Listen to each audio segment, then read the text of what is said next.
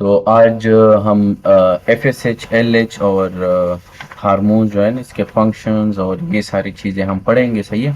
जैसे कि कल हमने बात की ना कि हमारे पास हेडक्वार्टर है। हेडक्वार्टर क्या है? हमारे पास हाइपोथैलेमस है। हाइपोथैलेमस जो है ना वो टोटली ग्रे मैटर है। इसमें तकरीबन 10 न्यूक्लियाई है। 10 आउट ऑफ 10 इसमें 4 एंडोक्राइनल फंक्शन, इसके 4 न्यूक्लियाई हमने पढ़े थे। ठीक है। जिसमें हमने पेरावेंट्रिकुलर न्यूक्लियस पढ़ा था, फिर इसके बाद सुप्रा ऑप्टिक न्यूक्लियाई हमने पढ़ा था, मीडियल प्री ऑप्टिक न्यूक्लियस। और इस तरीके से जो है ना जो फोर्थ वन न्यूक्लियाई है वो है अर्क्वेट न्यूक्लियस। ठीक है। फिर हमने स्पेसिफिकली बात की थी कि जो पैरावेंट्रिकुलर न्यूक्लियस है, इससे यहाँ से CRH और TRH और इसके साथ साथ ऑक्सीटोसिन रिलीज होते हैं। और जो सुप्रा ऑप्टिक न्यूक्लियस है उससे ADH जो है ना वहाँ से रिलीज होते हैं, और फिर जाके एंटीरियर पिट्यूटरी से ADH रिलीज करवा देते हैं। और इसी तरीके से फिर हमने मीडियल प्री ऑप्टिक न्यूक्लियस के बारे में हमने पढ़ा था कि जो GnRH है वहाँ से रिलीज होके फिर एंटीरियर पिट्यूटरी में चला जाता है। वहाँ से फिर जो गोनाडोट्रोपिन रिलीजिंग हार्मोन्स है वहाँ से फिर एंटीरियर पिट्यूटरी से FSH, LH और ये रिलीज हो जाते हैं। इसी तरीके से हमने अर्क्वेट न्यूक्लियस के बारे में हमने बात की थी। अर्क्वेट न्यूक्लियस में हमने बात की कि वहाँ से हमारे पास जो ग्रोथ हार्मोन्स रिलीजिंग हार्मोन्स है GHRH वहाँ से रिलीज होकर इंटीरियर पिट्यूटरी में जाएगा, और वहाँ से ग्रोथ हार्मोन्स और जो डोपामीन है वो रिलीज करवाएगा। ठीक है। तो अभी जो है ना हमने ये सारी चीजें ओवरऑल कल हमने बात की थी इसके बारे में। ठीक है ना।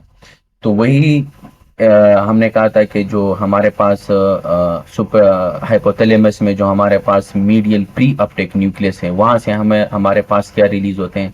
GnRH। ठीक है। ये आपके पास हाइपोथैलेमस है ये। ठीक है। ये यहाँ से आपके पास क्या रिलीज होंगे? GnRH।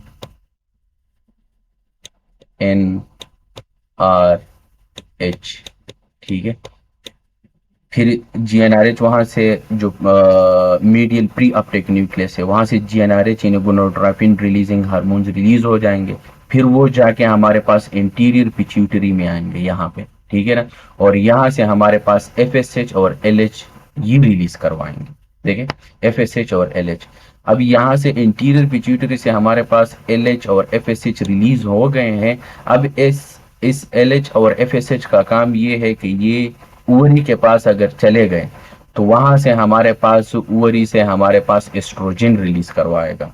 और टेस्टिस में LH और FSH चला जाए तो वहां से टेस्टोस्टेरोन रिलीज करवाएगा। तो इधर से हमें ये पता चला कि जो मेल सेक्स हार्मोन्स है वो है टेस्टोस्टेरोन, और फीमेल सेक्स हार्मोन है वो है एस्ट्रोजन।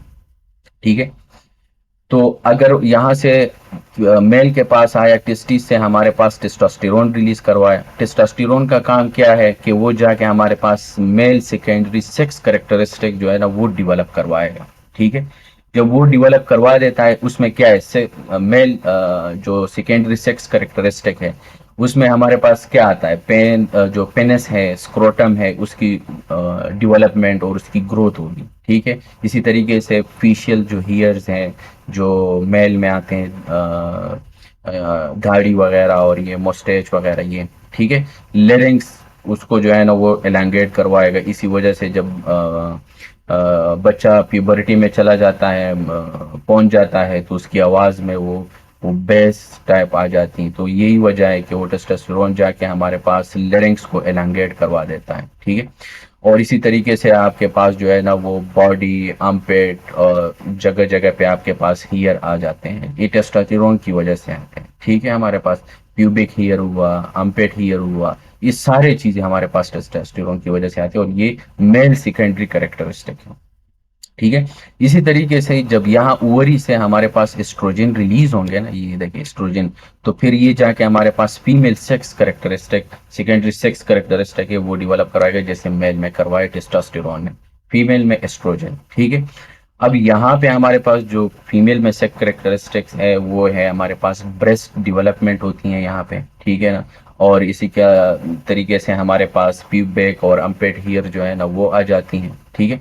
और इसी तरीके से ये जो एस्ट्रोजन है ये हमारे पास जो फॉलिकल्स हैं हम पढ़ेंगे आगे, इसको हम डिटेल में अब करेंगे। यहाँ पे सिर्फ मैंने आप लोगों को आइडिया दे दिया इस चैप्टर के बिल्कुल लास्ट में हम मेंसेस के बारे में भी पढ़ेंगे ना, तो वहां पे क्योंकि ये एस्ट्रोजन जाके हमारे पास फॉलिकुलोजेनेसिस करवा देगा, इन फॉलिकल्स बनाता है, ठीक है ना, वहां से फिर वो रिलीज हो जाती हैं, और फिर इसके बाद जो है ना मेंसेस साइकिल स्टार्ट हो जाता है। अगर स्पर्म आ गया तो फर्टिलाइजेशन होगी, और अगर स्पर्म नहीं आया तो फिर वो मेंसेस साइकिल में बंदी जो है ना वो चला जाता है, ठीक है। तो ये हमारे पास यहाँ पे ये बुक में नहीं है वैसे, ये तो सिर्फ मैंने यहाँ पे डाल दिया है ताकि आप लोगों को समझ आ जाए कि FSH LH कहाँ से आता है, इसका इनिशिएशन कहाँ पे होता है, ठीक है ना। तो जब हम मेंसेस साइकिल करेंगे ना, तो वहां पे मैं फिर दोबारा बताऊंगा कि हमारे पास मेंसेस साइकिल में जो है ना 4 जगहों पे हमारे पास चेंजेस आती हैं, ठीक है ना। हाइपोथैलेमस में, ठीक है ना, हाइपोथैलेमस पे ये जो GnRH वगैरह है यहाँ से रिलीज होंगे। फिर इंटीरियर पिट्यूटरी पे चेंजेस आएंगे, तो वहां से ये जो FSH है और LH ये रिलीज हो जाएंगे। फिर ये जाके हमारे पास ओवरी पे जो है ना वो एक्ट करवाएगा, ठीक है ना, तो वहां पे भी चेंजेस आएंगे, ठीक है ना। फिर इसके बाद जो है ना लास्ट में हमारे पास अगर स्पर्म आया तो फर्टिलाइजेशन होगी, स्पर्म नहीं आया तो मेंसेस साइकिल जो है ना वो शेडिंग होती है, ब्लीडिंग की जो है ना वो शेडिंग हो जाती है, और ब्लीडिंग आती है एवरी 28 डेज पे या 25 डेज पे, या जो है ना 32, वो आगे हम करेंगे, सही है। तो एग्जैक्टली यही चीज आप लोगों को अभी पता चल गया है कि जो GnRH है यानी गोनाडोट्रोपिन रिलीजिंग हार्मोन है, ये हाइपोथैलेमस हायर सेंटर से आते हैं, फिर एंटीरियर पिट्यूटरी से FSH LH रिलीज करवा देता है, वो ओवरी के पास चला जाता है तो एस्ट्रोजन रिलीज करवा देता है, टेस्टिस के पास चला जाता है तो टेस्टोस्टेरोन रिलीज करवा देता है। आगे इसका हमने फंक्शन पढ़ लिया है, ठीक है, और आगे डिटेल में भी हम इसके बारे में हम बात करेंगे। इसके अलावा हमारे पास जो नेक्स्ट है बुक में ये भी है, ठीक है ना। इन लोगों ने सिर्फ यहाँ पे दो दो लाइन में लिखा हुआ है, फिर आगे लिखा हुआ है कि ये आगे हम एक्सप्लेन करेंगे, ठीक है ना। तो वही चीज है, ACTH है, सही है। तो ACTH भी हमने कल बात की थी कि ACTH कहाँ से आता है। हमने कहा था ना कि TRH है, ACTH है और ऑक्सीटोसिन है, ये पेरावेंट्रिकुलर न्यूक्लियस से आता है। देखिए अगर कल आप लोगों ने वो लेक्चर को थोड़ा सा रिकॉल कर लेते ना तो मजा आ जाता। ये पेरा हाइपोथैलेमस है, ये आपके पास पेरावेंट्रिकुलर न्यूक्लियस है, ये आपके पास सुपरावेंट्रिकुलर न्यूक्लियस है, ये आपके पास मीडियल प्रीऑप्टिक न्यूक्लियस है, और ये आपके पास आर्कुएट न्यूक्लियस है, ठीक है ना। तो हमने ये कहा था ना कि यहाँ से हमारे पास क्या रिलीज होते हैं, CRH। कल हमने ये बात की थी ना, CRH, TRH, ठीक है, और इसके साथ साथ ऑक्सीटोसिन, यहाँ से ADH, और यहां से आपके पास क्या, GnRH, जो अभी हमने ऊपर बात की। ये जो मीडियल प्री अपटेक न्यूक्लियस है, और ये आर्कुएट न्यूक्लियस है आपके पास। यहाँ से हमारे पास GHRH, growth hormones releasing hormones, यहाँ से। तो देखिए ये जो आपके पास पेरा वेंट्रिकुलर न्यूक्लियस है, यहाँ से CRH इंक्रीज हो जाता है, वहां से सॉरी रिलीज होता है, सही है। CRH TRH और ऑक्सीटोसिन। अब CRH जो है ना ये हमारे पास क्या है, कॉर्टिकोट्रॉप्स है। CRH का मतलब होता है ना कॉर्टिकोट्रॉप्स रिलीजिंग हार्मोन, सही है। तो CRH, तो वो फिर जाके हमने जैसे कल यहाँ पे हमने एक्सप्लेन किए थे ये कि यहाँ पे आके हमारे पास क्या प्री ओपियो मिलेनोसाइड कॉर्टिन फॉर्म्स बोलते हैं, इस पे आके एक्ट होता है। फिर यहाँ से MSH रिलीज होते हैं, ठीक है ना, और ACTH रिलीज हो जाते हैं। एंडोर्फिन और लाइपोट्रोपिन्स रिलीज होते हैं। जो MSH है मेलेनोसाइट्स है, जो स्किन पिगमेंटेशन है, वहां पे जाके हमारे पास मेलानिन को रिलीज कर देते हैं। मेलेनोसाइट है ना, मेलेनोसाइट का मतलब होता है कि साइट जब भी आ जाए तो इसका मतलब होता है सेल। तो मेलानोसाइट इसका मतलब ये है कि मेलानिन सेल, वहां से मेलानिन रिलीज होंगे, फिर जाके वो आपके पास स्किन पिगमेंटेशन, ये जो हमारा स्किन पिगमेंटेशन है ये मेलानिन की वजह से हमारे पास आते हैं। आगे हम पढ़ेंगे ना कि जिसमें हमारे पास ACTH कार्टिसोल वगैरह ये हमारे पास इंक्रीज हो जाते हैं, उसमें स्किन पिगमेंटेशन होती है, कैसे होती है, तो वो बेसिकली यहाँ इस वजह से होती है हमारे पास। एक तो ACTH यहाँ पे हो गया, इसके साथ साथ मेलानिन भी हमारे पास यानी MSH जिसको बोलते हैं, जो मेलानोसाइट है वहां से मेलानिन रिलीज कर देते हैं, ठीक है। तो ये वही है।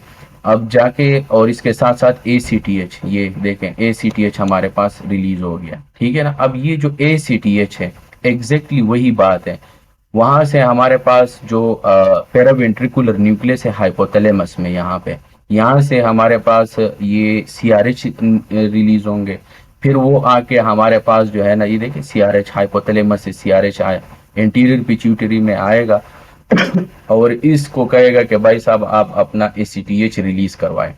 तो वहां से ACTH, अब इंटीरियर पिट्यूटरी से ACTH रिलीज हो गया है, ठीक है ना।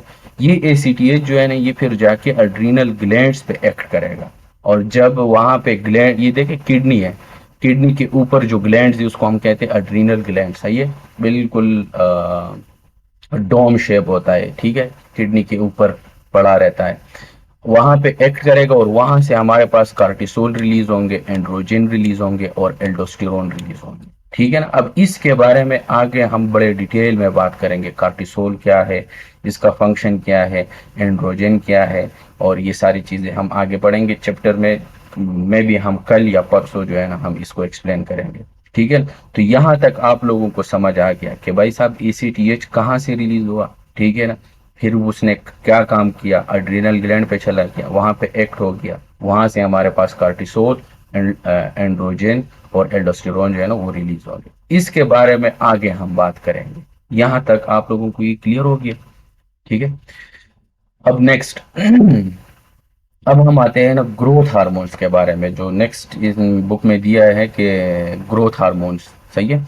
अब ये कहते हैं ना कि ये नॉर्मल ग्रोथ जो होती है ना एडल्ट में, जो उसमें सबसे अहम और सबसे इम्पोर्टेंट जो हार्मोन है जो ग्रोथ करवाती है वो है हमारे पास ग्रोथ हार्मोन। नाम से हमें पता चल जाता है कि ये क्या है, हमारे पास ग्रोथ करवाती है, क्योंकि नाम है इसका ग्रोथ हार्मोन, ठीक है, क्योंकि ये ग्रोथ करवाती है।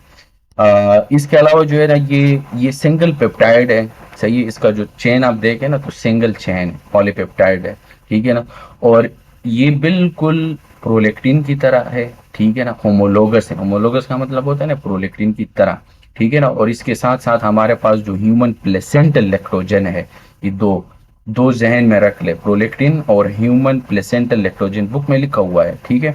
इसको ये ह्यूमन प्लेसेंटल लैक्टोजन जो है ना, इसको हम ह्यूमन कोरियोनिक सोमेटोमेट्रोपिन भी बोलते हैं, सही है। ये बेसिकली जब प्रेगनेंसी में ये हार्मोन्स आ जाता है ना, तो माँ से फिर जो मेटाबॉलिक जो खुराक वगैरह होते हैं ना, तो वो इसके थ्रू फिर आगे फिटस में चला जाता है, ठीक है ना। तो बेसिकली एनर्जी सप्लाई करती है ये आपके माँ से बच्चे में, ठीक है ना। तो इनका भी तकरीबन अगर आप इसका स्ट्रक्चर देखें ना तो ये होमोलोगसली सेम है, ठीक है। तो वही ग्रोथ हार्मोन्स है, ठीक है, इसके बारे में हमने बात की। और इसका जो है ना ग्रोथ हार्मोन्स, ये लोग कहते हैं ना कि ये पल्सटाइल इन्फेक्शन है, ठीक है ना, क्योंकि ये कब इसकी सिक्रीशन होगी और कब इसकी, क्योंकि ये पल्सटाइल है, मुतवातिर जिसको कहते हैं ना, कंटिन्यूअसली ग्रोथ हार्मोन्स रिलीज नहीं होते हैं, ठीक है ना। कभी कभार जो है ना जब इसका आपके पास इसकी जो है ना वो आ जाती है ना, तो फिर इसके बाद जो है ना ये रिलीज हो जाते हैं, ठीक है। तो ये है हमारे पास, जैसे कि हमारे पास जो ग्रोथ हार्मोन्स है ना, हमने पढ़ा है बायोकेमिस्ट्री में कि हमारे पास स्ट्रेस हार्मोन्स है, हमने कहा था कि ग्रोथ हार्मोन है हमारे पास, स्ट्रेस है, ग्लूकागान स्ट्रेस हार्मोन है, कार्टिसोल स्ट्रेस हार्मोन है, ठीक है ना। तो ये ग्रोथ हार्मोन्स भी हमारे पास स्ट्रेस हार्मोन है, ठीक है ना, तो ये आप जहन में रख ले। इसके अलावा जो है ना इन बुक में भी यही लिखा हुआ है कि आपके पास जब आप स्ट्रेस में होते हो ना तो आपके पास ग्रोथ हार्मोन्स रिलीज हो जाता है, ठीक है ना, ज्यादा आ जाते हैं, स्ट्रेस में हो, स्लीप में हो, या आप सोए हुए तो उस टाइम जो है ना आपके पास ये ज्यादा इसकी सिक्रीशन ज्यादा होगी। ऑब्वियसली आप लोगों को पता है जब आप स्टारवेशन करते हो, जब आपने कुछ खाया नहीं है, आप वजन को कम कर देते हो, तो उस टाइम भी हमारे पास जो ग्रोथ हार्मोन्स है वो रिलीज हो जाते हैं। और ग्रोथ हार्मोन्स के बारे में अभी हम पढ़ेंगे ना कि इसका एक एनाबॉलिक हम कहते हैं और एक कैटाबॉलिक। ग्रोथ हार्मोन जो है ना वो एनाबॉलिकली भी काम करता है, जैसा कि हमारे पास स्किन, मसल और ये चीज़ें जो है ना वो बनाएगा, बढ़ेगा, इससे जो प्रोटीन, जो लीन मसल मास है वो बढ़ेगा।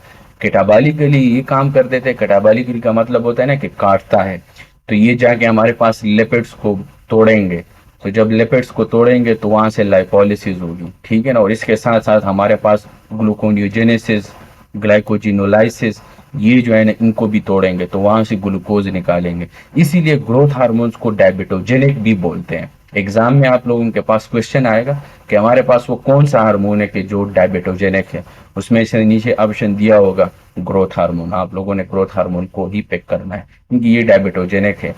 डायबिटोजेनिक का मतलब क्या होता है? डायबिटो का मतलब होता है डायबिटीज, जेनिक का मतलब होता है बनाना, क्योंकि डायबिटीज बना देता है, ये डायबिटीज मेलाइटस करवा देता है एक किस्म का। वो इसलिए क्योंकि आपके पास ग्लूकोनियोजेनेसिस है, उनको तोड़ते हैं, वहां से ग्लूकोज निकाल लेते हैं, ब्लड में आ जाते हैं। और जब आपके पास ब्लड में ग्लूकोज ज्यादा हो जाते हैं, हाइपरग्लाइसीमिया, और इसी को तो हम क्या कहते हैं? डायबिटीज मेलाइटिस कहते हैं ना। इसके साथ साथ जब आपके पास ग्लूकोजिनोलाइसिस जो है ना उसको भी एक्टिवेट करवाएगा, वहां से भी ग्लूकोज निकालेगा। और इसके साथ साथ हमारे पास और क्या है? हाँ, ग्लूकोजिनोलाइसिस, ग्लाइकोजेनेसिस और कार्बोहाइड्रेट्स को भी ये आपके पास तोड़ लेता है। तो and short at the end result आपके पास ये निकलेगा कि ग्लूकोज जो है ना वो आपके पास ब्लड में आएगा, इसलिए इसको डायबिटोजेनिक कहते हैं। कहने का मकसद ये है कि ये बहुत अहम पॉइंट है, ये जहन में रख लें, ठीक है ना। एग्जाम में ये आ सकते हैं, पूछते हैं, हर कोई पूछता है, ठीक है। तो ये बहुत अहम है, साथ साथ में ये चीजें नोट किया करें, ठीक है। अब इसके साथ जो है ना इन लोगों ने कहा कि जब आप हाइपोग्लाइसीमिया में भी होते हो ना, तो हाइपोग्लाइसीमिया का मतलब होता है ना कि अब आप स्ट्रेस में हो, ठीक है ना, अब आपके ब्लड में ग्लूकोज कम है, तो उस टाइम भी जाके आपके पास ग्रोथ हार्मोन्स रिलीज होंगे और वो जाके आपके पास ग्लूकोनियोजेनेसिस, ग्लाइकोजिनोलाइसिस, कार्बोहाइड्रेट्स उनको तोड़ेंगे और यहाँ से ग्लूकोज लेके आएंगे। इसलिए इसको कहते हैं स्ट्रेस हार्मोन, ठीक है ना। तो ये जहन में रखना है। और सिक्रीशन इसकी डिक्रीज कब होगी? इसकी डिक्रीशन सिक्रीशन जो है ना इनकी डिक्रीज तब होती है जब आपके पास somatostatin, somatomedin, obesity, hyperglycaemia and pregnancy, इन सब में आपके पास ग्रोथ हार्मोन्स का जो सिक्रीशन है वो डिक्रीज हो जाती है, ठीक है। तो ये जनरल रिव्यू मैंने आप लोगों को दिया। अब हम एक्सप्लेन करते हैं डिटेल में कि ग्रोथ हार्मोन्स कहाँ से आया। हाइपोथैलेमस से, जिस तरह हमने अभी बात की पीछे के ऊपर, मैंने आप लोगों को बताया ना कि जो हाइपोथैलेमस है आप लोगों के पास यहाँ पे हायर सेंटर, ये हमने कहा था कि ये जो न्यूक्लियस है ये और ये जो न्यूक्लियस है आपके पास जो आर्कुएट न्यूक्लियस है, यहाँ से growth hormones releasing hormones release होंगे। तो देखें वही हाइपोथैलेमस है, यहाँ से आपके पास growth hormones releasing hormones release होंगे। कौन सा न्यूक्लियस है यहाँ पे? आर्कुएट न्यूक्लियस, ठीक है ना। आर्कुएट न्यूक्लियस से ये आएंगे, फिर ये जाके हमारे पास इंटीरियरी पिट्यूटरी पे एक्ट करेगा, वहां पे इनको स्टिमुलेट करवाएगा और वहां से हमारे पास ग्रोथ हार्मोन जो है ना वो रिलीज करवाएगा। तो जब ये रिलीज करवा देता है ना ग्रोथ हार्मोन्स, तो ये जाके इसके टारगेट टिश्यूज है वहां पे ये एक्ट करवाएगा, जैसा कि स्केलेटल मसल्स हैं, लीवर है, जो इसके टारगेट टिश्यूज है वहां पे एक्ट करवाएगा, ठीक है। जैसे कि फॉर एग्जांपल इसने लीवर पे एक्ट किया, ग्रोथ हार्मोन्स यहाँ से रिलीज हुआ और जो टारगेट टिश्यू में आप लीवर ले लें, ठीक है ना, तो ये आपके पास लीवर है, यहाँ पे एक्ट करवाएगा और यहाँ से आपके पास सोमेटोमेडिन ये रिलीज होगा। ज्यादातर बुक सोमेटोमेडिन को जो है ना वो ये कहते हैं कि ये सोमेटोमेडिन सी भी है, ठीक है, सोमेटोमेडिन सी। और इसके साथ साथ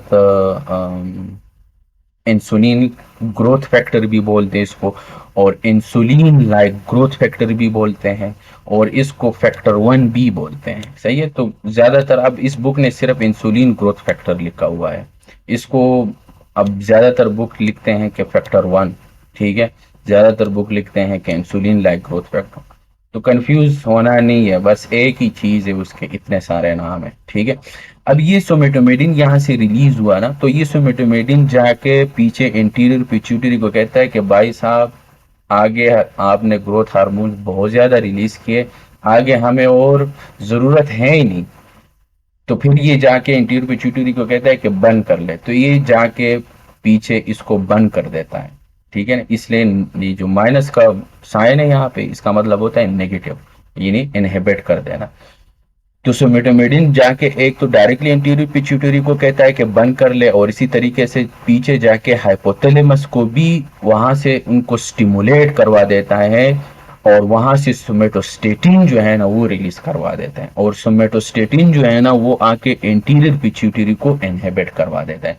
तो देखिए सोमेटोमेडिन ने दो तरीकों से हमारे पास ग्रोथ हार्मोन्स को इनहिबिट किया। जैसे मैंने पहले अभी ग्रोथ हार्मोन्स में ये चीज मेंशन की कि हमारे पास जब सिक्रेशन डिक्रीज होती है ना तो सोमेटोस्टेटिन है, सोमेटोमेडिन है, इसके अलावा जो है ना ओबेसिटी है, इन सब में हमारे पास ग्रोथ हार्मोन जो है ना उनका सिक्रेशन डिक्रीज होती है। तो किस तरीके से इसने जाके एक तो इंटीरियर पिट्यूटरी को इसने कहा कि भाई साहब डायरेक्टली जाके उसको बोला कि बंद हो जा, और एक इनडायरेक्टली इसने काम किया, हाइपोथैलेमस को स्टिमुलेट किया, वहां से सोमेटोस्टेटिन रिलीज करवाया, और सोमेटोस्टेटिन आके इंटीरियर पिट्यूटरी को कहा कि भाई साहब आगे आपने ग्रोथ हार्मोन्स को रिलीज नहीं करवाना है। ठीक है, तो बड़े आसान आसान सी चीजें हैं भाई साहब के, स्टेप बाय स्टेप अगर आप जाएं। और इसी तरीके से ग्रोथ हार्मोन्स अपने आप को भी इनहिबिट करवा देता है। किस तरीके से इनहिबिट करवा देता है, ये पीछे जाके हाइपोथैलेमस को कहता है कि आप सोमेटोस्टेटिन रिलीज करवाएं, और सोमेटोस्टेटिन जब रिलीज हो जाएगा तो वो इंटीरियर पिट्यूटरी को इनहिबिट करवाएगा और आगे ग्रोथ हार्मोन्स रिलीज नहीं होंगे। तो देखें वही ग्रोथ हार्मोन्स है, जब ये इंक्रीज हो जाते हैं तो पीछे जाके इसको हाइपोथैलेमस को स्टिमुलेट करे सोमेटोस्टेटिन, देखें नाम से जाहिर है स्टेटिन, साकिन, साकिन, ठीक है, आपने बंद ही रहना है, और एक है सोमेटोमेडिन। ठीक है, इसके अलावा ये सोमेटोमेडिन और ये जो इंसुलिन लाइक ग्रोथ फैक्टर है, ये जो फैक्टर 1 है, इसके बारे में एक दो बातें मैं यहाँ पे इंक्लूड कर देना चाहता हूँ। वो ये है कि ये जो सोमेटोमेडिन है ये इनडायरेक्टली जाके हमने तो कहा ना कि एक ग्रोथ हार्मोन से इसका एक डायरेक्ट एक्ट है और एक इनडायरेक्टली ये जाके एक्ट होता है। अब ये डायरेक्टली की तो हमने बात की, जो टारगेट टिश्यू है, जो स्केलेटल मसल है, जो लीन बॉडी मास है, वो तो आपके पास इंक्रीज हो जाएंगे जब आप, जैसे कि लोग ज्यादा क्या कम करते हैं, जब एक्सरसाइज करते हैं तो प्रोटीन बाहर से लेते हैं ना, तो उस प्रोटीन में मोस्टली आपके पास अमाइनो एसिड्स होते हैं, अर्जिनिन बहुत ज्यादा इसमें होते हैं। ठीक है, अर्जिनिन के बारे में हमने बात की है अमाइनो एसिड वाले चैप्टर में, वो हमारे पास एंजाइम को एक्टिवेट कर देते हैं। ठीक है, और इसके साथ साथ बहुत सारे अमाइनो एसिड्स होते हैं, बहुत सारे विटामिन होते हैं, और बहुत सारा ज्यादा मिकदार पे, ज्यादा अमाउंट पे आपके पास ग्रोथ हार्मोन्स उसमें होता है। अब वो ग्रोथ हार्मोन्स एक तो डायरेक्टली आपके मसल पे आके एक्ट करेगा, तो आपके मसल तो बढ़ेंगे जब आप एक्सरसाइज करते हो और बाहर से प्रोटीन लेते हो। ठीक है ना, हमने बायोकेमिस्ट्री में ये चीज को एक्सप्लेन किया था। हमने कहा था कि जो लोग अपने फैट्स को तोड़ते हैं और कहते हैं कि मेरा सिर्फ मसल बन जाए, तो हमने कहा था कि फिर हम क्या करते हैं, एक्सरसाइज में हम बाहर से प्रोटीन ले लेते हैं। एक तो आजकल पाउडर टाइप आ रहा है, ये नुकसानदेह है। ठीक है ना, ये नहीं खाना चाहिए। लेकिन जब आप बाहर से नेचुरली प्रोटीन आप ले लेते हैं, जैसे कि चिकन के शक्ल में, और इसके अलावा जो है ना बीन्स खाते हैं उसमें भी प्रोटीन होते हैं ना, तो हम क्या करते हैं कि जब हम एक्सरसाइज करते हैं तो हमारा मसल टूटते हैं। ठीक है ना, तो उस टूटने के लिए हम बाहर से क्या लेते हैं, प्रोटीन लेते हैं, तो वो जाके मसल पे जाके एक्ट करवाएगा और पीछे से जो फैट्स है ना वो टूट जाएंगे, और इसी वजह से आपके जो फैट्स है वो कम हो जाते हैं और बंदा फिजिक और उसका अच्छा स्ट्रक्चर जो है ना वो आ जाता है। वो यही वजह है। बायोकेमिस्ट्री लेवल पे अगर आप देखें तो ये होता है। ये ऑलरेडी हमने बायोकेमिस्ट्री में एक्सप्लेन किया, मैंने दोबारा बताया। ठीक हो गया। अब इनडायरेक्टली ये काम कर देता है। डायरेक्टली की तो हमने बात की, इनडायरेक्टली किस तरह काम कर देता है कि ये जाके हमारे पास ये जो इंसुलिन लाइक ग्रोथ फैक्टर है, क्योंकि ये इंसुलिन लाइक ग्रोथ फैक्टर का मतलब क्या होता है कि ये इसका जो क्या नाम है कि ये बिल्कुल इंसुलिन की तरह है लेकिन ग्रोथ फैक्टर है, जैसे कि बायोकेमिस्ट्री में हमने इसको एक्सप्लेन किया था। ठीक है, अब ये जाके हमारे पास जो बोन है वहां पे एक्ट करवाएगा, जो इंसुलिन लाइक ग्रोथ फैक्टर ये सोमेटोमेडिन सही है, बोन पे एक्ट करवाएगा और आपके जो बोन्स है वो बढ़ जाएंगे। ठीक है, इसके साथ साथ आपके पास जो सॉफ्ट टिश्यूज है, जैसे कि यहाँ पे हमारे पास बड़े सॉफ्ट टिश्यूज है, ठीक है ना, और जो कार्टिलेज है वहां पे एक्ट करवाएगा, तो ये भी बड़े हो जाएंगे। जैसे कि आप लोगों ने देखा होगा कुछ बंदे होते हैं ना कि वो एक्सेस करवा देता है किस चीज का, ग्रोथ हार्मोन का, और फिर जब वो आप देखते हो तो उसका ये पहले जब वो नहीं लेता है ना तब वो फोटो आप सामने रख लो, जब वो एक्सेस कर लेता है ना तो वो फोटो आप सामने रख ले, तो जमीन आसमान का फर्क हो जाएगा। कैसे? क्योंकि वो ग्रोथ हार्मोन एक्सेस पे अब जब ले लेते हैं ना, तो फिर ये इनडायरेक्टली जाके आपके बोन को बड़ा कर देगा। जब बोन बड़े हो जाएंगे और साथ साथ में जो सॉफ्ट टिश्यूज है ये बड़े हो जाएंगे। और ज्यादातर जब आप देखेंगे ना, तो जो लोग ग्रोथ हार्मोन ज्यादा यूज करते हैं ना, तो उनके जो चेहरा है ना ये बढ़ जाता है, बिल्कुल जो चेहरा है वो बढ़ जाता है, क्योंकि यहाँ पे सॉफ्ट टिश्यूज होते हैं। और इसके साथ साथ जो है ना आपके पास जो कार्टिलेज है वो भी बढ़ जाते हैं। तो कहने का मकसद ये है ना कि उसका जो फेशियल स्ट्रक्चर है ना वो बिगड़ जाता है, खराब हो जाता है, और ये बहुत बुरा लगता है फिर। ठीक है, क्योंकि आपने यहाँ पे जब आप सॉफ्ट टिश्यू को डिपॉजिट कर देते हो ना, तो आपका चेहरा इतना बड़ा हो जाता है। एक इंडियन वो है, आप लोगों को पता है क्या नाम है उसका, कालिया, वो जो सबसे लंबा कद है उसका, और क्या नाम है उसका, वो उसमें भी इसने काम किया है सर उसका। खली। क्या नाम है? खली। खली सर, खली। खली, खली, खली, वही। जी सर। उसका भी यही, उसको भी ग्रोथ हार्मोन जो है ना वो बहुत ज्यादा है। अगर आप उसका ये मुंह देखे, चेहरा देखे, सब कुछ देखे ना, तो वो बेसिकली ये डिजीज है। अब उसने तो जानबूझ के नहीं खाया है वो जो, क्योंकि मैंने उसका पढ़ा था, कह रहे थे कि ये इसको बीमारी है, तो वो मेरे ख्याल से यही बीमारी हो सकती है, क्योंकि जब आप ग्रोथ हार्मोन जो है ना आपका ज्यादा एक्सेस पे हो ना, तो फिर वो बढ़ा जाता है। और इसी तरीके से एक हामिद का भी दोस्त है, हामिद, आपका भी एक दोस्त है, मैं नाम नहीं लेना चाहता, उसको भी मेरे ख्याल से यही हुआ है, क्योंकि आपने कहा था कि पहले ये ऐसा नहीं था, जब उसका चेहरा बहुत बड़ा हो गया है। तो कहने का मकसद ये है ना कि ग्रोथ हार्मोन्स इनडायरेक्टली जाके आपके पास बोन, कार्टिलेज, सॉफ्ट टिश्यू पे एक्ट होगा, और वो बढ़ते जाएंगे, बढ़ते जाएंगे, बढ़ते जाएंगे। तो इसी तरीके से यस सर, यस आपके सर। पास ना फीचर्स आते हैं।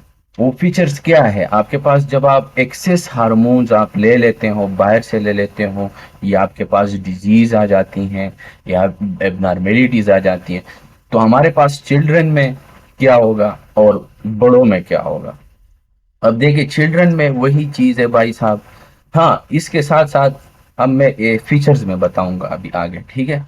देखिए, जैसे कि मैंने बताया कि ये फीचर्स, फेशियल फीचर्स जो है ना ये खराब हो जाएंगे और बड़े हो और जाएंगे। किलो का। और साथ साथ में जो है ना आपके पास क्या, बच्चों में भी और बड़ों में भी, ठीक है ना, ये कार्डियोमेगेली होगी, क्योंकि वेसरा पे भी जाके ये ग्रोथ हार्मोन्स आपके पास वहां पे भी एक्ट करवाएगा, वहां पे भी एक्ट होगा, वहां पे भी आपके पास जो हार्ट है, तो हार्ट पे जब ये ग्रोथ हार्मोन्स वहां पे एक्ट करेंगे तो बढ़ जाएंगे, तो इसलिए हार्ट के मसल्स भी ज्यादा बड़े हो जाएंगे साइज में, तो कार्डियोमेगेली होगी। ठीक है, साथ साथ में पेशेंट को फिर एंजाइना आता है, चेस्ट पेन होगी, एक्सेट्रा एक्सेट्रा, जो कि ऑलरेडी हमने कार्डियोमेगेली के बारे में, एंजाइना के बारे में, हार्ट में हमने डिटेल के साथ पढ़ा है। ठीक है, इसके अलावा जो है ना इस्कीमिया हो सकती है। इसके अलावा आपके पास, क्योंकि ग्रोथ हार्मोन्स आपके जो वेसल का जो लेंथ है ना ये इंक्रीज कर देता है, और हार्ट में हमने पढ़ा था कि जब भी आप वेसल की लेंथ को इंक्रीज कर देते हो, तो दूसरे लफ्जों में आप रेजिस्टेंस को इंक्रीज कर देते हो, और जब आप रेजिस्टेंस को इंक्रीज कर देते हो तो आगे जो कॉम्प्लिकेशन होगी उसको हम कहेंगे हाइपरटेंशन। तो इसी वजह से आपने तो एक वेसल को इंक्रीज किया, दूसरा आपने रेजिस्टेंस को इंक्रीज किया। इसी वजह से जब आप एक्सेस ग्रोथ हार्मोन्स हो जाता है जिसम में, तो पेशेंट को हाइपरटेंशन होती है। ठीक है ना, तो इसी वजह से पेशेंट को हाइपरटेंशन होती है। ये बात बहुत अहम है, जहन में रखना है, ठीक है ना।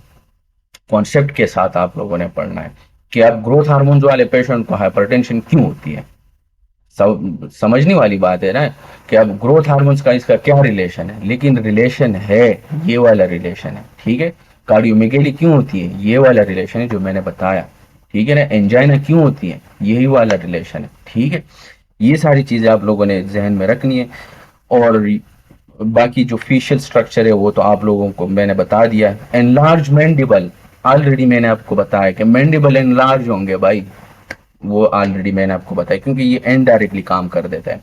और ग्रोथ हार्मोन्स के बारे में हमने पढ़ा कि ये डायबिटोजेनिक है, ठीक है ना, डायबिटीज मेलाइटिस करवा देते हैं, क्योंकि ग्लाइकोजिनोलाइसिस, ग्लूकोनियोजेनेसिस, ठीक है ना, ये जाके हमारे पास वहां से तोड़ेंगे और ग्लूकोज आएंगे, और हमारे पास ग्लूकोज का लेवल बढ़ जाएगा ब्लड में, और इसलिए हाइपरग्लाइसीमिया, ठीक है ना।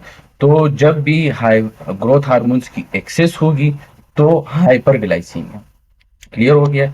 तो ये बहुत अहम बात है। इसी वजह से आपके पास हाइपरटेंशन के बारे में बात की, बच्चों और बड़ों में दोनों में ये सीन आपके पास आ सकता है, ठीक है। अ, इसके अलावा जो है ना, और एग्जैक्ट यही चीज है, ये जो मैंने एक्स्ट्रा बातें की है ना, हाँ एक और बात जो सबसे अहम, मैं तो भूल गया, कार्पल टनल सिंड्रोम करवा देता है, कार्पल टनल सिंड्रोम। वजह यही है कि कार्पल टनल सिंड्रोम क्यों करवाएगा, क्योंकि हमारे पास जो ग्रोथ हार्मोन्स है वो ज्यादा हो जाएंगे, और ये एनाबालिक है ना, एनाबालिक बनाने वाला है ना, ग्रोथ हार्मोन्स हमारे पास चीजों को बड़ा कर दे, तो यहाँ पे भी बड़े हो जाएंगे और कार्पल टनल सिंड्रोम होगा। यहाँ पे कार्पल टनल सिंड्रोम के बारे में हम बात करेंगे सर्जरी में, ठीक है ना। तो इनाटमी के साथ भी इसका रिलेशन है कार्पल टनल सिंड्रोम। अगर ये हो जाए और ऑन द स्पॉट आपने यहाँ कट नहीं लगाया, तो आपका जो हैंड है वहां पे निक्रोसिस होती है, और फिर हम जो है ना वो हाथ काटना पड़ता है, ठीक है ना। इसी तरीके से फुट में भी है। कार्पल टनल सिंड्रोम बहुत जगहों पे है, एब्डामिन में भी हम वहाँ पे भी हम बात करेंगे, सही है। तो कार्पल टनल सिंड्रोम एक बड़ा टॉपिक है, सर्जरी में हम इसको एक्सप्लेन करेंगे, ठीक है ना। और ये क्योंकि यहाँ पे हमने कहा था ना कि सॉफ्ट टिश्यू की डिपोजिशन हो जाती है, तो यहाँ पे सॉफ्ट टिश्यू की डिपोजिशन हो जाएगी, और इसीलिए कार्पल टनल। तो इसीलिए जब भी एक्सेस ग्रोथ हार्मोन होगी, उस पेशेंट को कार्पल टनल सिंड्रोम भी होगी, ठीक है। तो अब ये कार्पल टनल सिंड्रोम वाली बात बुक में नहीं लिखी हुई है, तो आप लोग इनमें साथ में नोट किया कर लें, ठीक हो गया। इसके साथ साथ आप लोगों के पास हाँ, मेडिसिन में भी यही चीजें लिखी हुई है। आप मेडिसिन पढ़ोगे ना, जो मैंने यहाँ पे बताया एग्जैक्टली यही चीजें वहां पे लिखी हुई है, लेकिन वहां पे सिर्फ आपने इन्वेस्टिगेशन करना है और ट्रीटमेंट करनी है। अब इन्वेस्टिगेशन हम किस तरह करेंगे इसकी, जब हम डायग्नोसिस लगा देते हैं तो आप लोगों से वो पूछ सकते हैं कि भाई साहब हमारे पास स्क्रीनिंग टेस्ट क्या है। जब हम ग्रोथ हार्मोन्स की स्क्रीनिंग टेस्ट करते हैं ना, तो स्क्रीनिंग टेस्ट में हम इंसुलिन लाइक ग्रोथ फैक्टर देखते हैं, इंसुलिन लाइक ग्रोथ फैक्टर ये हम देखते हैं, ये स्क्रीनिंग टेस्ट है। लेकिन डायग्नोस्टिक टेस्ट क्या है इसका, ओरल ग्लूकोज एंड टॉलरेंस, सही है। ये डायग्नोस्टिक टेस्ट है, डायग्नोस्टिक टेस्ट। इससे आपको पता चल जाएगा कि ग्रोथ हार्मोन ज्यादा है कि नहीं, और ऑलरेडी भी आप लोगों को पता चल जाता है कि हाँ ग्रोथ हार्मोन ज्यादा है, लेकिन एग्जाम में आप मुझसे पूछना, वो लोग पूछते हैं, ठीक है। डायग्नोस्टिक टेस्ट में हम oral and tolerance, sorry oral glucose and tolerance test करवा देते हैं, सही है। ये हम डायबिटीज में भी करवा देते हैं, और glucose and tolerance test 1 hour है, 2 आवर है, आगे हम डायबिटीज में करेंगे। इस चैप्टर में डायबिटीज भी आ रहा है ना, तो डायबिटीज में हम दोबारा करवाएंगे। भाई ट्रीटमेंट क्या है, जो बुक वालों ने लिखी हुई है ट्रीटमेंट के बारे में हम बात करेंगे, लेकिन एक बात मैं और भूल गया, वो ये है कि अगर ग्रोथ हार्मोन कम हो जाए, एक तो हमने एक्सेस की बात की ना, कि जेंटिज्म जो बुक में लिखा हुआ है, अगर बिफोर प्यूबरिटी हो और ग्रोथ हार्मोन्स एक्सेस हो जाए, तो आपके हर चीज जो है ना वो बड़े हो जाएंगे, और इसको हम जियाजेंटिज्म कहेंगे। तो ये हद से ज्यादा लंबा होता है ये बंदा, और जियाजेंटिज्म। लेकिन अगर ये कम हो जाए ग्रोथ हार्मोन्स, आपके पास अब ग्रोथ हार्मोन्स नहीं है, तो अब क्या करेंगे आप बंदे को क्या हो सकता है, ड्वार्फिज्म। ड्वार्फिज्म का मतलब है कि छोटे कद वाले लोग आप लोगों ने देखे होंगे, उसके हाथ छोटे, बिल्कुल ड्रॉप, जो छोटा कद वाला नहीं होता है, वो बेसिकली उन लोगों में ग्रोथ हार्मोन की कमी होती है। तो जब ग्रोथ हार्मोन्स आपके पास नहीं होता है, तो आपका कद वही छोटा ही रह जाता है, और इसको कहते हैं हम ड्वार्फिज्म, सही है। तो short stature, mild obesity, delay puberty, सही है। तो ये है हमारे पास एग्जैक्टली मैकेनिज्म हमने बताया कि ग्रोथ हार्मोन किस तरह काम करते हैं। तो इन लोगों ने भी वही बातें लिखी हुई, और अगर आफ्टर प्यूबर्टी हो जाए तो वही बात है मैंने आप लोगों को बताया। ट्रीटमेंट क्या हो सकती है, जब अगर आपके पास एक्सेस ग्रोथ हार्मोन हो, ठीक है ना, तो हम क्या कर देते हैं, हम सोमेटोस्टेटिन एनालॉग देते हैं। एनालॉग है, एगोनिस्ट है, एंटागोनिस्ट है। ये हम फार्माकोलॉजी में करेंगे ना, कि जब भी एगोनिस्ट आ जाए, एनालॉग आ जाए, इसका मतलब होता है ना कि उस चीज की तरह काम करना। एंटागोनिस्ट का मतलब होता है ना कि उस चीज का खिलाफ काम करना, इसको हम एंटागोनिस्ट कहेंगे। अब सोमेटोस्टेटिन एनालॉग है, ये सोमेटोस्टेटिन की तरह काम करने वाले एक एक एक बंदा है हमारे पास, दवाई है, और सोमेटोस्टेटिन क्या काम कर देता है कि वो एंटीरियर पिट्यूटरी का आके ग्रोथ हार्मोन्स को इनहिबिट करवा देता है।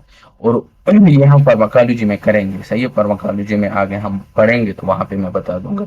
तो सोमेटोस्टेटिन की तरह जो काम करते हैं उस ड्रग का नाम है, जो बुक वालों ने लिखा हुआ है, वो है ओक्ट्रियोटाइड, सही है, ओक्ट्रियोटाइड। ये आपके पास ग्रोथ हार्मोन्स को इनहिबिट करवा देता है।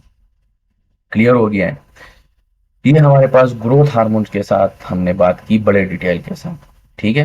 प्रोलेक्टिन है, प्रोलेक्टिन के बारे में भी हम बात करते हैं। प्रोलेक्टिन जैसे कि कल हमने पढ़ा था, हमने कहा था ना कि जब भी वो स्टार्क जो है ना वो टूट जाए, हर चीज आपके पास डिक्रीज हो जाएगी, पेन हाइपोपिट्यूटरिज्म होगी एक्सेप्ट वन, हाइपरप्रोलेक्टिनीमिया होगा। वो हाइपरप्रोलेक्टिनीमिया क्यों होता है?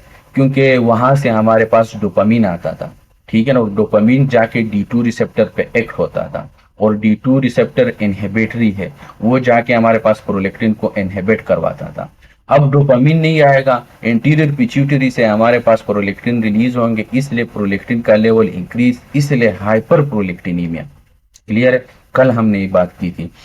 तो देखिए वही प्रोलेक्टिन है, ठीक है ना, एंटीरियर पिट्यूटरी से। और हाँ एक बात और, टीआरएच जो है ना ये इसको स्टिमुलेट कर देता है, कल मैंने ये बात नहीं की थी। लेकिन नॉर्मली जो टीआरएच है ये प्रोलेक्टिन को सिक्रीशन या इंक्रीज कर देना नहीं करता है। लेकिन जब भी हाई लेवल पे आपके पास टीआरएच आ जाए, हाई लेवल पे, ये बुक वालों ने ये बात नहीं की है, लेकिन यहाँ पे इन लोगों ने सिर्फ इन लोगों ने लिखा हुआ है कि टीआरएच, नॉर्मल लेवल पे नहीं, जब हाई लेवल पे आपके पास टीआरएच हो तो टीआरएच जाके हमारे पास इंटीरियर पिट्यूटरी से प्रोलेक्टिन रिलीज करवा देता है। और प्रोलेक्टिन जब रिलीज होगा तो ये जाके हमारे पास मेमोरी ग्लैंड पे जो है ना वहां पे एक्ट होता है और उसकी डेवलपमेंट होती है। जैसे कि प्रोलेक्टिन के बारे में अभी मैं बताऊंगा, फंक्शन इसके मैं आप लोगों को बताऊंगा, जो बुक में भी लिखा हुआ है, कुछ चीजें बुक में नहीं है, तो फिर वो आप लोगों ने नोट करना है, ठीक है। लेकिन हाई लेवल पे टीआरएच आएगा और इसको स्टिमुलेट करवाएगा, तो वहां से प्रोलेक्टिन रिलीज होगा। प्रोलेक्टिन जब बहुत ज्यादा रिलीज हो जाता है ना, तो फिर ये जाके अपने आप को भी इनहिबिट करवा देता है, पीछे जाके हमारे पास हाइपोथैलेमस को डोपामिन वहां पे स्टिमुलेट करवा दे, वहां से डोपामिन रिलीज होगा, और डोपामिन आके एंटीरियर पिट्यूटरी पे एक्ट करेगा, D2 रिसेप्टर होता है यहाँ पे, और हमने कहा था कि ये इनहिबिटरी होता है। तो यहाँ से फिर प्रोलेक्टिन का सिक्रीशन वो जो है ना वो डिक्रीज हो जाएगा, कम हो जाएगा, ठीक है। लेकिन जब भी आपके पास वो स्टार्क, हमने एंटीरियर पिट्यूटरी के बारे में बात की थी, अगर ये टूट जाए तो फिर तो डोपामिन नहीं आ सकता, क्योंकि अब ये टूट गया है, तो इसलिए हाइपर प्रोलेक्टिनीमिया होता है, ठीक है। अब इसमें एक बात और याद रखनी है कि जब भी आप प्रोलेक्टिन के साथ एस्ट्रोजन ऐड कर देते हो, प्रोलेक्टिन के साथ जब आप एस्ट्रोजन को ऐड कर देते हो, तो आपके पास जो ब्रेस्ट है ना, ब्रेस्ट में हम पढ़ेंगे हिस्टोलॉजी, अपने का स्ट्रक्चर हम बनाएंगे, सही है, आगे ब्रेस्ट पैथोलॉजी में भी है, और हम वहां पे मैं एक्सप्लेन कर दूंगा, ठीक है। लेकिन यहाँ पे आप लोग खैर ये डायग्राम नोट कर लें, ये बुक में नहीं है। डायग्राम इस तरह है ना कि ये हमारे पास ना कुछ अल्वीलर डक्ट्स होते हैं, ये अल्वीलर डक्ट्स हैं, ठीक है। और यहाँ पे आपके पास इसके इर्द गिर्द यहाँ पे हमारे पास अल्वीलर डेवलपमेंट होती है, ये अल्वीलर डक्ट है, ये अल्वीलर डेवलपमेंट होती है, सही है। ब्रेस्ट है आपके पास, और यहाँ पे आपके पास लोब होती हैं ब्रेस्ट में, सही है, लोब डेवलपमेंट जिसको बोलते हैं, लोब होती हैं। ये अल्वीलर डक्ट है, ये लोब्यूलर डक्ट है, ठीक है। ये अब बिल्कुल इर्द गिर्द आपके पास ना ये ब्रेस्ट है, ऐसे समझ लो, तो इर्द गिर्द इसी तरीके से आपके ये होता है अल्वीलर डक्ट, अल्वीलर लिब्यूल्स, ठीक है, अल्वीलर डक्ट, अल्वीलर लिब्यूल्स, सही है। इसी तरीके से और पूरा ब्रेस्ट बन जाता है। और मिड में यहाँ पे हमारे पास ना फेट्स होते हैं, सही है, जिसको हम सॉफ्ट टिश्यू भी बोलते हैं, और सॉरी फेट्स बोलते हैं यहाँ पे, ठीक है ना। तो बहुत ज्यादा हाई मिकदार पे हमारे पास फेट्स होते हैं यहाँ पे ब्रेस्ट में, ठीक है। अब होगा क्या हमारे पास कि बेसिकली प्रोलेक्टिन जो है ना वो जाके हमारे पास, जब प्रोलेक्टिन के साथ आप एस्ट्रोजन को ऐड कर देते हो, तो हमारे पास क्या होगी, ये जो डक्ट है, ये जो डक्ट डेवलपमेंट है, ये बेसिकली ये डक्ट और ये अल्वीलर डक्ट है, ठीक है ना, इनकी डेवलपमेंट होगी, साथ साथ में यहाँ पे फैट्स डिपोजिशन हो जाती है। तो इसी वजह से जो लोग प्रोलेक्टिन प्लस एस्ट्रोजन ये खा लेते हैं ना, तो उसके ब्रेस्ट बड़े हो जाते हैं, ठीक है। एक बात ये, इसके साथ अगर प्रोलेक्टिन के साथ प्रोजेस्टेरोन को ऐड कर दें, तो आपके पास जो लिब्यूलर डक्ट है और साथ साथ में जो अल्व्यूलर डक्ट है, ये लोब्यूलर और ये बड़े हो जाते हैं। तो इन शॉर्ट, दोनों को, प्रोलेक्टिन को अगर एस्ट्रोजन के साथ ऐड करो, प्रोलेक्टिन को जब आप प्रोजेस्टेरोन के साथ ऐड कर लो, तो एट द एंड आपके पास रिजल्ट ये निकलेगा कि ब्रेस्ट बड़ा हो जाएगा, ठीक है ना। तो ये बहुत अहम थी, ये जहन में रख ले।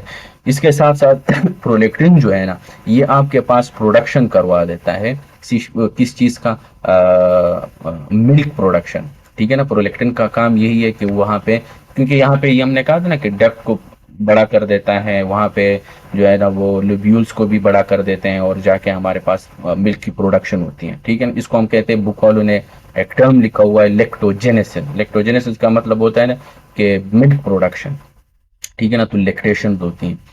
इसी तरह प्रोलेक्टिन जो है ना, वो हमारे पास एक बात और याद रखनी है कि ये जाके हमारे पास GnRH को इनहिबिट कर देता है। कल मैंने ये बात नहीं की थी, अभी मैं कर रहा हूँ, सही है। प्रोलेक्टिन जो है ना, ये जब ज्यादा मिकदार पे होता है, हाई अमाउंट पे होता है, तो फिर ये जाके हमारे पास GnRH को इनहिबिट कर देता है, और जब GnRH इनहिबिट होगी तो आगे FSH LH रिलीज नहीं होगी, जैसे कि ऊपर हमने यहाँ पे बात की ये वाली, ठीक है। क्योंकि ये FSH LH ये रिलीज नहीं होंगे, आपके पास आगे स्पर्मेटोजेनेसिस नहीं होगी, ठीक है ना। क्योंकि हमने कहा ना कि टेस्टोस्टेरोन करवा देते, तो टेस्टोस्टेरोन में हमारे पास जाके स्पर्मेटोजेनेसिस करवा देते, और ओवरी में हमारे पास फॉलिकोजेनेसिस करवा देता है। तो अगर मेल में हो तो आपके पास FSH LH नहीं होंगे, वहां पे स्पर्मेटोजेनेसिस नहीं होगी, और अगर फीमेल में हो तो फॉलिकुलोजेनेसिस नहीं होगी। इसीलिए यहाँ पे जब हाइपरप्रोलेक्टिनीमिया वाला पेशेंट आपके पास आ जाता है ना, तो उसको उसके बच्चे नहीं होते, इनफर्टिलिटी के साथ आपके पास आ सकता है, एक कपल आ सकता है और आपको कह सकता है कि हमारे पास जो है, हमारे बच्चे नहीं हो रहे हैं। तो हम इनफर्टिलिटी के बारे में भी हम बात करेंगे गायनिकोलॉजी में, प्राइमरी इनफर्टिलिटी है, सेकेंडरी इनफर्टिलिटी, आगे हम उधर बात करेंगे। जब किसी के बच्चे नहीं होते तो उसको हम कहते हैं इनफर्टिलिटी, ठीक है। क्यों क्यों क्योंकि हमारे पास FSH और LH नहीं आता है, ठीक है ना, क्योंकि GnRH को इनहिबिट करवा देता है। क्लियर हो गया है। और FSH और LH की वजह से ये जो आपकी डिजायर होती है, जो सेक्सुअल डिजायर होती है, ये बेसिकली FSH और LH की वजह से ही होती है आपको ये डिजायर, ठीक है। अब आपके पास न FSH है न LH है, तो आपकी जो डिजायर है वो डिक्रीज हो जाएगी। तो इसी वजह से पेशेंट आपको यही कंप्लेन करवाएगा कि यार मुझे ना जो सेक्सुअल डिजायर है वो मुझे बिल्कुल आते ही नहीं है, मेरा बिल्कुल दिल ही नहीं करता है, ठीक है ना। तो लॉस ऑफ लिबिडो, लिबिडो का मतलब होता है ना कि सेक्सुअल डिजायर डिक्रीज हो जाना, ठीक है ना। तो जो लिबिडो है वो आपके पास इसी तरीके से आपको ये पेशेंट प्रेजेंट करवाएगा, ठीक है। फिर इसके बाद जो है ना, हमारे पास हमने बात की प्रोलेक्टिन के बारे में, ठीक है ना। इसके अलावा हमने और ब्रेस्ट डेवलपमेंट करवा देता है, ये हमने बात की। GnRH को इनहिबिट करवा देता है, ये भी हमने बात की, ठीक है। और प्रोलेक्टिन जब आपके पास इंक्रीज हो जाता है, एक्सेस हो जाती है, तो हमने कहा था कि loss of libido etcetera etcetera, ये बातें हमने की, ठीक है ना। लेकिन इसके साथ साथ जब भी, और इसको हम क्या कहते हैं, हाइपर प्रोलेक्टिनीमिया बोलते हैं ना, कि जब आपके पास प्रोलेक्टिन ब्लड में ज्यादा हो जाए, तो इसको हम कहते हैं प्रोलेक्टिनोम, हाइपर प्रोलेक्टिन, प्रोलेक्टिन का लेवल इंक्रीज हो जाना, और साथ में प्रोलेक्टिनोमा भी बोलते हैं इसको, सही है। तो प्रोलेक्टिन का लेवल जो है ना वो आपके पास ज्यादा हो जाता है। इसकी वजह से आपके पास पेशेंट जो फीमेल है वो आएगी और आपको कहेगी कि स्पॉन्टेनियसली जो है ना वो हमारे पास, मेरे ब्रेस्ट से जो है ना वो मिल्क निकल रहे हैं, क्योंकि हमने अभी पढ़ा कि जो प्रोलेक्टिन है ये आपके पास मिल्क प्रोडक्शन करवाती है। क्योंकि मिल्क जो बनते हैं ना, जब आप प्रेग्नेंट वमेन होती हैं, जब सॉरी उसके बच्चा जब हो जाता है और फिर उसको जो ब्रेस्ट फीडिंग कर देते हैं, उसको मिल्क देते हैं, तो बेसिकली ये प्रोलेक्टिन की वजह से ही होते हैं। क्योंकि आफ्टर प्रेगनेंसी फिर बच्चे को जब दूध मिलती है ना, तो आम दिनों में नहीं होती हैं। जब आप आफ्टर प्रेगनेंसी बच्चा पैदा हो जाता है तो फिर मिल्क में ब्रेस्ट में मिल्क प्रोड्यूस होती है। वजह यही है क्योंकि वहाँ पे प्रोलेक्टिन का सिक्रीशन इंक्रीज हो जाती है और वो ये सारा काम कर देता है, लेक्टोजेनेसिस करवा देता है, एक्सेट्रा एक्सेट्रा। और साथ साथ में कब इंक्रीज होती है, जब बच्चा रोता है ना, तो ये फिर जाके हमारे पास वो बच्चे के रोने की आवाज़ माँ के कानों में चली जाती है और फिर वो वहाँ से स्टिमुलस मिल जाता है ब्रेन को और वहाँ से प्रोलेक्टिन रिलीज होते हैं और वहाँ से फिर ब्रेस्ट जो है ना वो उसमें मिल्क प्रोडक्शन स्टार्ट हो जाती है। ठीक है ना, तो ये एक कनेक्शन ये भी है। इसके साथ साथ जब आप माँ का, क्योंकि बच्चे के साथ बड़ा स्ट्रांग रिलेशन होता है, तो उसको बार बार याद आता है कि यार बच्चा मेरे ख्याल से भूखा होगा, तो ये जो ख्याल आता है ना, तो ये भी जाके हमारे पास प्रोलेक्टिन को इंक्रीज कर देती हैं और वहां से जो है मिल्क प्रोडक्शन स्टार्ट होती है। ठीक है ना, तो दो बातें ये आप जहन में रख लेना है। ठीक है ना, और इसके साथ साथ एमिनूरिया का अगर ज्यादा प्रोलेक्टिन हो, अब तो मैंने कहा ना कि स्पॉन्टेनियसली फिर आपके पास वुमेन प्रेग्नेंट भी नहीं होगी, लेकिन वहां से ब्रेस्ट से मिल्क जो है ना वो स्पॉन्टेनियसली बहेंगे। ठीक है ना, बाहर निकल आते हैं और आपको पेशेंट यही कंप्लेन करेगी कि मैं तो प्रेग्नेंट भी नहीं हूं ना, मेरा तो बच्चे भी है, लेकिन स्पॉन्टेनियसली मिल्क जो है ना वो बाहर आते। वजह ये है कि वहां पे प्रोलेक्टिनोमा हुआ है, यानी एक ट्यूमर हुआ है। अब वो प्रोलेक्टिन को दरादर इंक्रीज कर दे रहे हैं, पैदा कर रहे हैं, प्रोड्यूस कर रहे हैं, और वो प्रोलेक्टिन आके आपके पास, जाहिर सी बात, इसका काम क्या है वो फंक्शन हमने पढ़ लिया है, तो मिल्क तो प्रोडक्शन होगी फिर। ठीक है, और इसी तरीके से जो है ना हम फिर क्या कर देते हैं कि जो जब भी आपके पास ये प्रोलेक्टिन का लेवल जब ज्यादा हो जाता है ना, तो प्रोलेक्टिनोमा वाले केस में हम इन पेशेंट को जब हम ट्रीट करते हैं ना, तो हम इसको ब्रोमोक्रेप्टिन देते हैं। ठीक है ना, ब्रोमोक्रेप्टिन ये हम दे देते हैं। ये प्रोलेक्टिन सिक्रीशन को जो है ना वो कम कर देते हैं। ये बेसिकली डोपामिन वो है, एगोनिस्ट है। सही है, डोपामिन की तरह काम कर रहे हैं, डोपामिन एगोनिस्ट है। ब्रोमोक्रिप्टिन ये हम पैथोलॉजी में भी करेंगे, जब हम वहां पे प्रोलेक्टिनोमा पढ़ेंगे ना, तो वहां पे मैं दोबारा बताऊंगा पैथोलॉजी में। ब्रोमोक्रिप्टिन बुक में लिखा हुआ है ये ड्रग का नाम। सही, तो ये बिल्कुल डोपामिन की तरह काम करता है। और डोपामिन का काम क्या है कि वो एंटीरियर पिट्यूटरी जाके D2 रिसेप्टर पे एक्ट होगा और प्रोलेक्टिन का सिक्रीशन जो है ना वो डिक्रीज करवाएगा।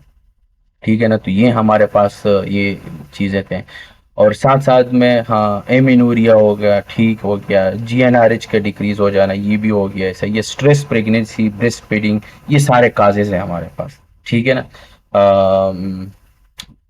बाकी कुछ ड्रग्स भी है, वो मैं फार्माकोलॉजी में बताऊंगा कि हमारे पास कुछ ड्रग्स भी है कि वो हमारे पास D2 एंटागोनिस्ट है, यानी एंटागोनिस्ट के डोपामिन के खिलाफ काम करते हैं। जैसे कि हमारे पास मेटोक्लोप्रामाइड है, ओरल कंट्रासेप्टिव है, उस OCP। सही है, ये कंट्रासेप्टिव ड्रग्स भी मैं आप लोगों को बताऊंगा आगे फार्माकोलॉजी में। सही है, एंटी साइकोटिक ड्रग्स है कुछ है हमारे पास कि वो भी जाके हमारे पास डोपामिन जो है ना उनको इनहिबिट करवा देता है। सही है, क्योंकि उसके खिलाफ काम कर देता है। अब जब इसके खिलाफ काम करेगा, डोपामिन होगा नहीं। अब डोपामिन होगा नहीं तो फिर आगे प्रोलेक्टिन का रिलीज तो इंक्रीज हो जाएगा, तो काम तो खराब हो जाएगा फिर। ठीक है, तो ये हमारे पास प्रोलेक्टिन के साथ रिलेटेड बातें थी। ये फैक्टर्स बुक में ये टेबल दिया हुआ है कि कुछ फैक्टर्स जो है ना वो हमारे पास प्रोलेक्टिन को इंक्रीज करती हैं और कुछ डिक्रीज करती है इसका सिक्रीशन। जैसे कि डोपामिन है, ऑलरेडी हमने इसको एक्सप्लेन किया। ब्रोमोक्रिप्टिन एगोनिस्ट है, तो जाहिर सी बात है अभी हमने इसको एक्सप्लेन किया। सोमेटोस्टेटिन है, ये भी जाके मैंने इसको एक्सप्लेन नहीं किया, लेकिन ये ग्रोथ हार्मोन्स में हमने एक्सप्लेन किया। सोमेटोस्टेटिन भी जाके हमारे पास जो प्रोलेक्टिन है उनका सिक्रीशन को इनहिबिट कर देता है, और खुद ब खुद प्रोलेक्टिन भी अपने आप को इनहिबिट करवाते हैं सिक्रीशन। जब ये ज्यादा हो जाता है ना, तो फिर ये जाके नेगेटिव फीडबैक मैकेनिज्म इसको बोलते हैं, क्योंकि हमने कल बात की थी नेगेटिव फीडबैक के जब एक चीज ज्यादा हो जाती है तो अपने आप को खुद बंद कर देना, पीछे जाके बंद हो जाना, इसको हम कहते हैं नेगेटिव फीडबैक। ठीक है, तो नेगेटिव कुछ चीजें हैं कि वो हमारे पास इंक्रीज कर देती हैं। एस्ट्रोजन है, ऑलरेडी मैंने एक्सप्लेन किया। ब्रेस्ट फीडिंग है, वो मैंने एक्सप्लेन किया। स्लीप है, ठीक है ना, स्लीप में भी आपके पास प्रोलेक्टिन इंक्रीज होती है, जैसे कि ग्रोथ हार्मोन। क्योंकि हमने अभी पढ़ा ना कि ग्रोथ हार्मोन्स, प्रोलेक्टिन और ह्यूमन लेक्टोजेनिक, ये जो हार्मोन्स है ये होमोलोगस है, एक जैसे हैं तकरीबन, ठीक है ना। तो स्ट्रेस में भी आपके पास देखें, स्ट्रेस भी आ गया, ठीक है ना, तो इसके साथ भी आपके पास प्रोलेक्टिन जो है ना वो इंक्रीज, टीआरएच जब हाई लेवल पे इंक्रीज, ये ऑलरेडी हमने एक्सप्लेन किया। और डोपामिन एंटागोनिस्ट जैसे कि ब्रोमोक्रिप्टिन है, सॉरी ब्रोमोक्रिप्टिन नहीं, ये जो मेटोक्लोप्रामाइड है, आगे हम पढ़ेंगे, ओरल कॉन्ट्रासेप्टिव्स हैं, सही है, ये D2 एंटागोनिस्ट ड्रग्स हैं। तो ये बुक में ये टेबल दिया हुआ है, तो ये भी हमारे पास है, सही है। एंटीसाइकोटिक ड्रग्स भी आते हैं, ठीक है। तो ये सारे हमारे पास डोपामिन को इंक्रीज कर देते हैं, ये डिक्रीज कर देते हैं। तो आज के लिए इतना ही। कल जो है ना हम नेक्स्ट जो पोस्टीरियर पिट्यूटरी के जो हार्मोन्स है, जो ADH है और ऑक्सीटोसिन है, इसके बारे में हम बात करेंगे, और थायराइड ग्लैंड्स के बारे में हम बात करेंगे, ठीक है। तो आज के लिए अल्लाह हाफिज।